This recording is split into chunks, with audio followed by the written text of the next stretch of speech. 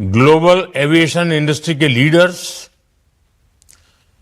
International organisations के representatives, distinguished delegates, देवी और सज्जनों, नमस्कार।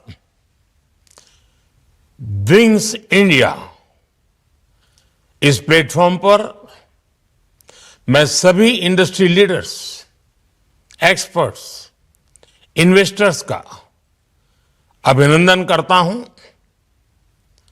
आप सभी जानते हैं, एविएशन इंडस्ट्री का अगला युग बहुत एस्पिरेशंस से भरा हुआ है और भारत इसका एक बड़ा प्लेयर बनता जा रहा है। Aircraft manufacturing, pilot training, advance air mobility,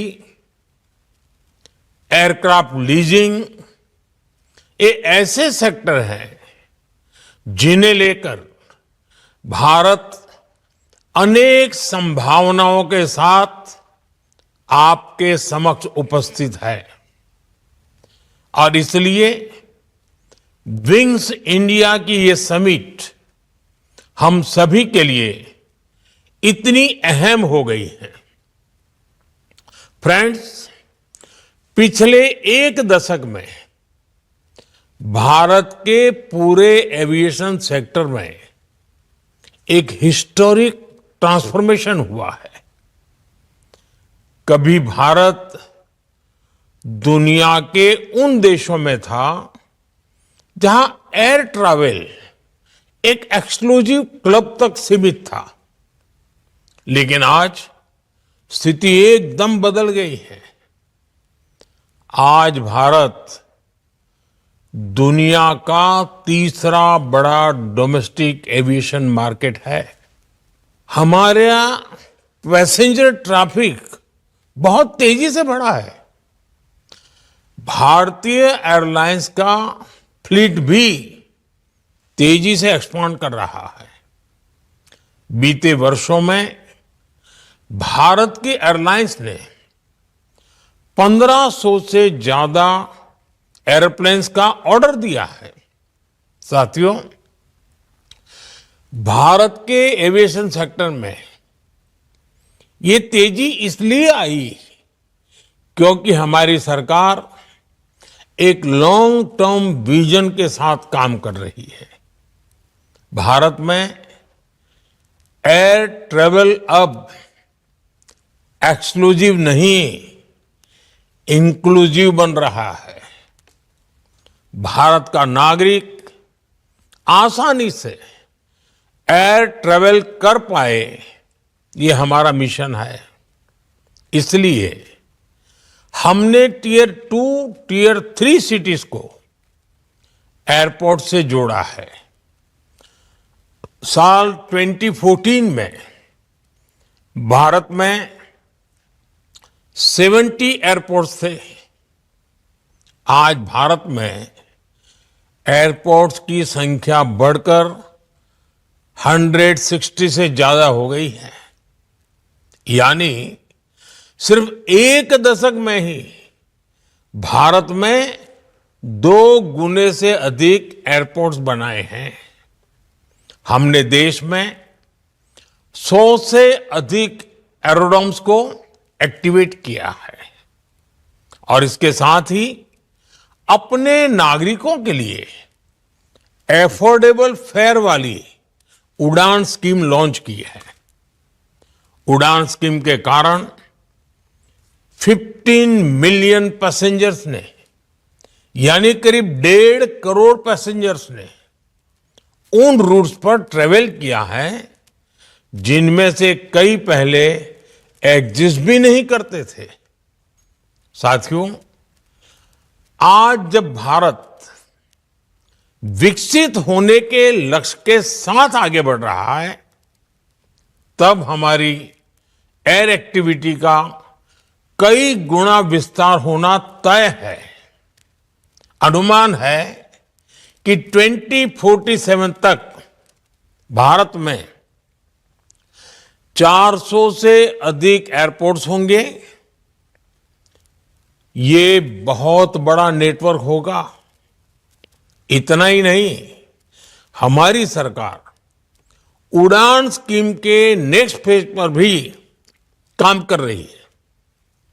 इस पॉलिसी से रीजनल और एफोर्डेबल एयर कनेक्टिविटी और अधिक मजबूत होगी।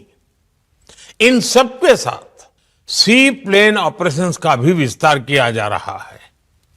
हमारी कोशिश यही है कि भारत के कोने कोने में एयर कनेक्टिविटी और बेहतर हो।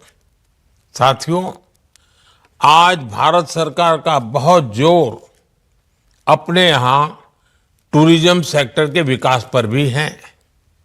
देश भर में टूरिस्ट प्लेसेस विकसित हो रही है और इन जगहों पर जाने के लिए बड़ी संख्या में लोगों की पहली पसंद एयर ट्रैवल ही है।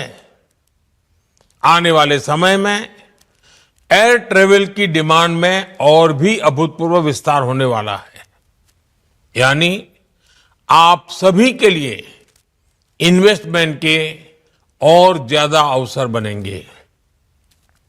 साथियों, आज जब भारत एक बड़ा ग्लोबल एविएशन हब बन रहा है, तब ये भी जरूरी है कि हम एविएशन से जुड़ी जरूरतों के लिए दूसरों पर निर्भर ना रहें। हमें आत्मनिर्भर का रास्ता मजबूत करना ही होगा। ये भारत में इन्वेस्ट करने आ रही कंपनियों के लिए भी मददगार होगा। इसी सोच के साथ Bharat aircraft design, aircraft manufacturing और एयरक्राफ्ट एमआरओ इकोसिस्टम पर बहुत जोर दे रहा है। आज भी भारत एयरक्राफ्ट पार्ट्स का एक बड़ा मैन्युफैक्चरर और सप्लायर है। हम मिलिट्री और ट्रांसपोर्ट एयरक्राफ्ट देश में बनाना शुरू कर रहे हैं। भारत सिविल एयरक्राफ्ट मैन्युफैक्चरिंग की दिशा में भी आगे बढ़ रहा है। और आप सभी इन्वेस्टर्स जानते हैं, भारत के पास कई एडवांटेज भी हैं। ग्लोबल एयर कॉरिडोर्स में भारत की जियोग्राफिक पोजीशन, हमारा अनमैच डोमेस्टिक फीडर नेटवर्क और भविष्य में होने वाला लॉन्ग हॉल फ्लीट्स का विस्तार, ये हमारी बहुत बड़ी शक्ति है। साथियों, वो दिन दूर नहीं जब भारत में डिजाइन और मैन्युफैक्चर किए गए electric vertical take off and landing aircraft पूरे एविएशन सेक्टर को नई दिशा देंगे। ये टेक्नोलॉजी हमारे ट्रेवल टाइम को बहुत कम कर सकती है। इसके अलावा हम सस्टेनेबल एविएशन फ्यूल पर भी बड़ा काम कर रहे हैं। अगले कुछ वर्षों में भारत ग्रीन एविएशन फ्यूल का एक बड़ा प्रोड्यूसर और एक्सपोर्टर बनने की ओर अग्रसर है। साथियों, हम देश के एविएशन सेक्टर में बहुत सारे रिफॉर्म्स भी कर रहे हैं और ऐसे हर प्रयास के कारण भारत ग्लोबल साउथ और दुनिया के बीच एक बड़ा एविएशन गेटवे बना रहा है। ये एविएशन सेक्टर से जुड़े इन्वेस्टर्स के लिए, मैन्युफैक्चरर्स के लिए बहुत बड़ा अवसर है। फ्रेंड्स, आज भारत देश के अलग अलग रीजन्स के साथ साथ वहां के मार्केट्स को भी आपस में जोड़ रहा है।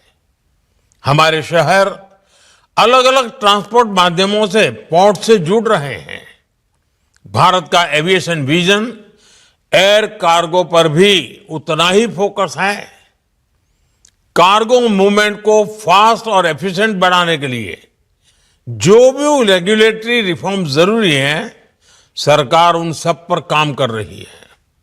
इसके साथ साथ हमारे डिजिटल कार्गो प्लेटफॉर्म्स पूरे प्रोसेस को सिंपल और ट्रांसपेरेंट बना रहे हैं। ऑफ एयरपोर्ट प्रोसेसिंग की व्यवस्था के कारण हमारे एयरपोर्ट पर पड़ने वाला लोड भी कम हो रहा है। हम ऐसे मॉडर्न वेयरहाउसेस भी बना रहे हैं जिससे कार्गो हैंडलिंग का काम और तेजी से और बेहतर तरीके से हो। आने वाले भविष्य में इससे कार्गो का डिलीवरी टाइम और लॉजिस्टिक कॉस्ट दोनों कम होगा। भविष्य में जब भारत एक बड़ा और कॉम्पिटिटिव ट्रांसशिपमेंट हब बनकर उभरेगा, साथियों, मैं सभी इन्वेस्टर्स से कहूंगा कि आप भारत के वेयरहाउसिंग सेक्टर में, फ्रेट फॉरवर्डिंग में, एक्सप्रेस लॉजिस्टिक्स में और ई कॉमर्स में, इन सभी सेक्टर्स में भी अवसरों को जरूर एक्सप्लोर करें। साथियों, आज दुनिया के ऐसे कुछ ही देश हैं जहां एविएशन इंडस्ट्री के लिए ऐसा बड़ा स्केल है, ऐसी पॉलिसी स्टेबिलिटी और ऐसा टेक्नोलॉजिकल एम्बिशन है। मैं दुनिया के हर देश से, हर इंडस्ट्री लीडर से, हर इनोवेटर से कहूंगा कि वो इस गोल्डन अपॉर्चुनिटी का पूरा लाभ उठाएं। हमारी इस डेवलपमेंट जर्नी में एक लॉन्ग टर्म पार्टनर बनकर वर्ल्ड के एविएशन सेक्टर की ग्रोथ के लिए काम करें। मैं दुनिया भर के निवेशकों को भारत की उड़ान के को पायलट बनकर हमारे साथ आने के लिए आमंत्रित करता हूं। एक बार फिर विंग्स इंडिया इसके सफल आयोजन के लिए आप सबको मेरी ढेर सारी शुभकामनाएं। बहुत बहुत धन्यवाद।